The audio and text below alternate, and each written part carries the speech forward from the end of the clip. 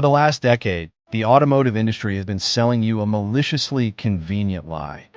And the 2026 Nissan Qashqai is the latest proof that the old guard has officially run out of ideas. Welcome back to VIDORIGN. If you walk into a Nissan dealership today, you'll be told that the 2026 Qashqai and its e-power system represent the pinnacle of transitional engineering. They'll tell you that you're buying a green revolution without the compromise. But we need to perform a forensic autopsy on this narrative.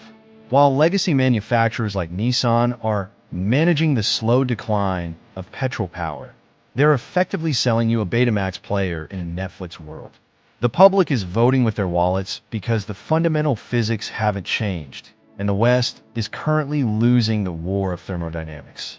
While Stuttgart, Detroit, and Tokyo were busy polishing antique hydraulic valves, a storm was gathering in the East that has now made landfall, threatening to erase the European hierarchy completely.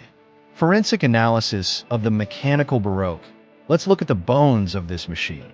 Nissan's e-Power is a series hybrid architecture. In theory, the engine is just a generator. But in practice, compared to what is happening in the labs of Shenzhen, the Qashqai is a mechanical Baroque mess. A system full of unnecessary details and curves trying to mask its own limitations.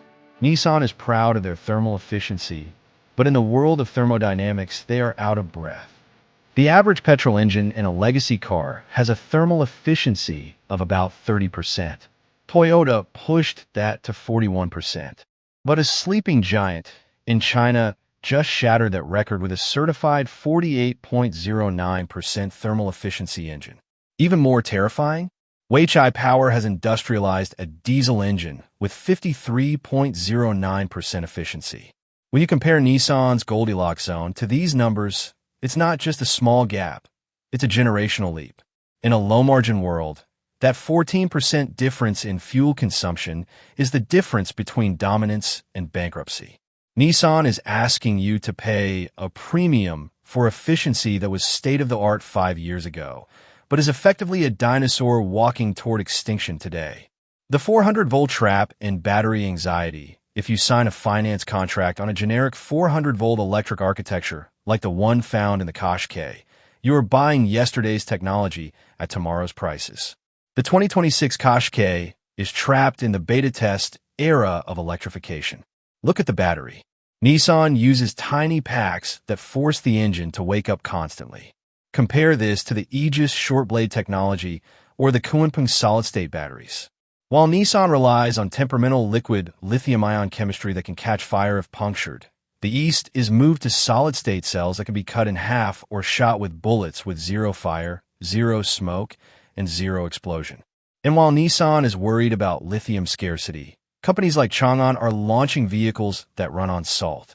Sodium-ion technology has slashed battery costs by 40%, rendering the internal combustion engine and Nissan's complex hybrid bridge financially obsolete. If your next car doesn't have 800V silicon carbide electronics, you're literally filling a swimming pool with a garden hose while the competition is using a fireman's hose. The digital disconnect step inside the Qashqai, and the failure of imagination becomes even more apparent. Nissan is still using CAN-bus copper wires, a standard from the 1980s that involves analog signals shouting at each other. This is why your infotainment lags and your smart assistants are stupid. The new standard is Gigabit Ethernet, a digital nervous system 1,000 times faster than what Nissan offers. While Nissan struggles to make a map load, Xiaomi is using AI to invent new alloys and printing entire chassis sections in 100 seconds. The Qashqai relies on an engineering crutch like the B-pillar, while Chinese engineers have used metallurgical sorcery to eliminate it entirely, creating 1.5-meter wide openings that are stiffer than a German tank. Even the suspension is a relic. Nissan uses passive dampers, a system essentially unchanged since the Victorian horse-drawn carriage. They wait for the bump to hit the wheel before they react. Meanwhile, BYD's DSUS system reads the road and reacts in 10 milliseconds, erasing the topography of the road before you even feel it.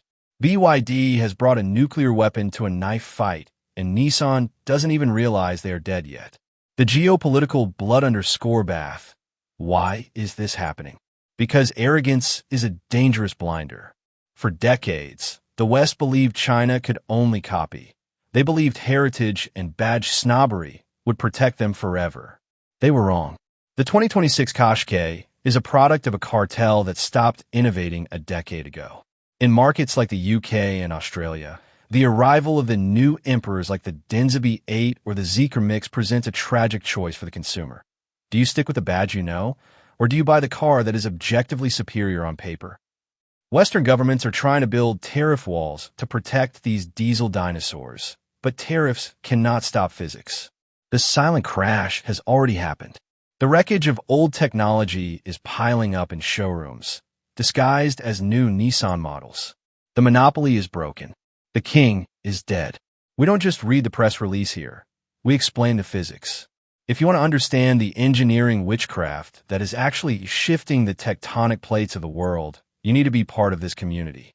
Hit that subscribe button, leave a comment, and tell me, are you brave enough to trade tradition for the ruthless future? I'm VIDORIGN, and I'll see you on the next road. Drive safe. Launching vehicles that run on salt. Sodium-ion technology has slashed battery costs by 40%, rendering the internal combustion engine and Nissan's complex hybrid bridge financially obsolete. If your next car doesn't have 800V silicon carbide electronics, you're literally filling a swimming pool with a garden hose while the competition is using a fireman's hose. The digital disconnect step inside the Qashqai, and the failure of imagination becomes even more apparent. Nissan is still using CAN-bus copper wires, a standard from the 1980s that involves analog signals shouting at each other. This is why your infotainment lags and your smart assistants are stupid. The new standard is Gigabit Ethernet, a digital nervous system 1,000 times faster than what Nissan offers. While Nissan struggles to make a map load, Xiaomi is using AI to invent new alloys and printing entire chassis sections in 100 seconds. The Qashqai relies on an engineering crutch like the B-pillar, while Chinese engineers have used metallurgical sorcery to eliminate it entirely, creating 1.5-meter wide openings that are stiffer than a German tank. Even the suspension is a relic. Nissan uses passive dampers, a system essentially unchanged since the Victorian horse-drawn carriage. They wait for the bump to hit the wheel before they react. Meanwhile, BYD's DSUS system reads the road and reacts in 10 milliseconds, erasing the topography of the road before you even feel it.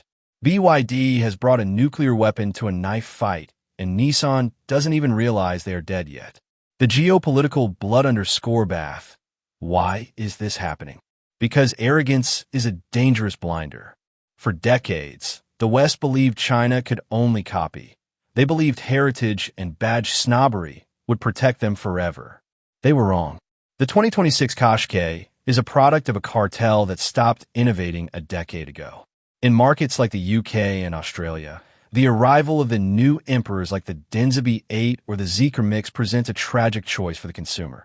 Do you stick with the badge you know, or do you buy the car that is objectively superior on paper? Western governments are trying to build tariff walls to protect these diesel dinosaurs, but tariffs cannot stop physics. The silent crash has already happened. The wreckage of old technology is piling up in showrooms, disguised as new Nissan models. The monopoly is broken. The king is dead. We don't just read the press release here. We explain the physics. If you want to understand the engineering witchcraft that is actually shifting the tectonic plates of the world, you need to be part of this community. Hit that subscribe button, leave a comment, and tell me, are you brave enough to trade tradition for the ruthless future? I'm VIDORIGN, and I'll see you on the next road. Drive safe.